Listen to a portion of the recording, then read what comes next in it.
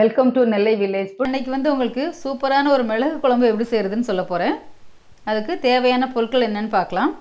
ஒரு எலுமிச்சம்பழம் அளவுக்கு புளி ஊற வச்சுருக்கிறேன். ஒரு 4 சின்ன வெங்காயம், 4 பல் பூண்டு, கொஞ்சமாக கருவேப்பிலை, ஒரு காஞ்ச மிளகாய், 1 ஸ்பூன் ஜீரகம், 2 ஸ்பூன் மிளகு, 2 ஸ்பூன் கொத்தமல்லி, அரை ஸ்பூன் மஞ்சள் தூள், ஒரு 1/4 ஸ்பூன் வெந்தயம், 1/4 ஸ்பூன் பெருங்காயத்தூள், 1/2 ஸ்பூன் கடலைப்பருப்பு, ஒரு அரை ஸ்பூன் கடுகு, உளுந்து பருப்பு 1/2 ஸ்பூன், நல்லெண்ணெய் ஒரு குழிக்கரண்டி அளவுக்கு, உப்பு தேவையான அளவு.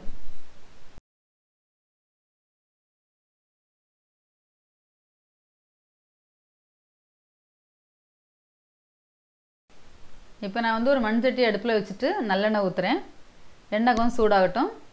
இப்போ மிளகு, கொத்தமல்லி, கடலைப்பருப்பு, உளுந்தம்பருப்பு, காஞ்ச மிளகாய் எல்லாம் போட்டு கொஞ்சம் நல்லா வறுக்கிறேன். கொஞ்சம் நல்லா வறுத்ததுக்கப்புறமா 1 ஸ்பூன் ஜீரகமும் கொஞ்சம் கருவேப்பிலையும் சேர்க்குறேன். இந்த ஜீரகம் முதலே போட்டு வறுத்திங்கன்னா அது ஒரு மாதிரி குழம்பு கடுத்து போயிடும். அதனால் கொஞ்சம் லேட்டாக வறுக்கிறேன்.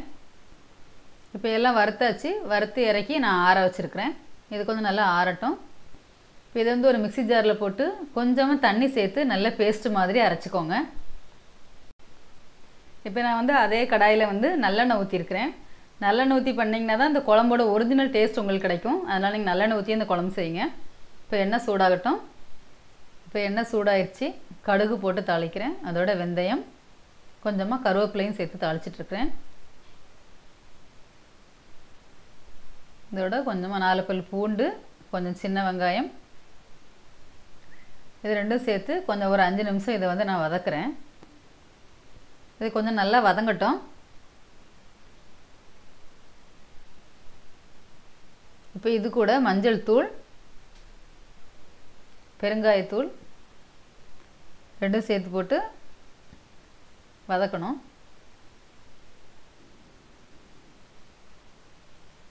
இப்போ நம்ம அரைச்சி வச்சிருக்கக்கூடிய பேஸ்ட்டை இந்த எண்ணெயில் போட்டு நான் நல்லா வதக்க போகிறேன்.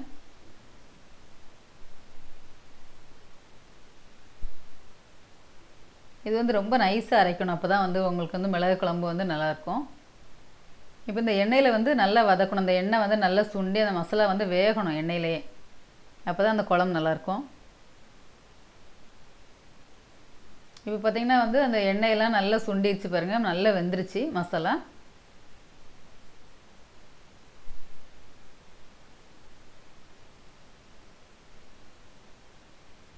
இப்போ இதோட நம்ம கரைச்சி வச்சிருக்கக்கூடிய புளி தண்ணி சேர்க்குறேன். இப்போ குழம்புக்கு தேவையான அளவுக்கு தண்ணி ஊற்றுறேன். தண்ணி கொஞ்சம் எக்ஸ்ட்ராவே நீங்கள் ஊற்றிக்கோங்க. இப்போ குழம்புக்கு தேவையான அளவுக்கு உப்பு சேர்த்தாச்சு.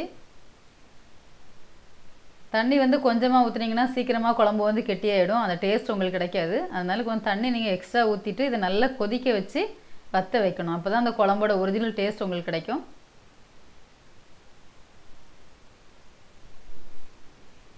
இப்போ குழம்பு நல்லா கொதிச்சிட்ருக்கு.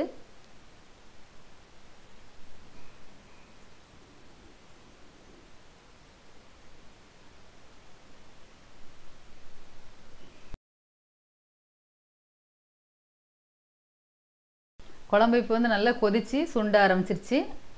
இன்னும் கொஞ்சம் நல்லா சுண்டட்டும்.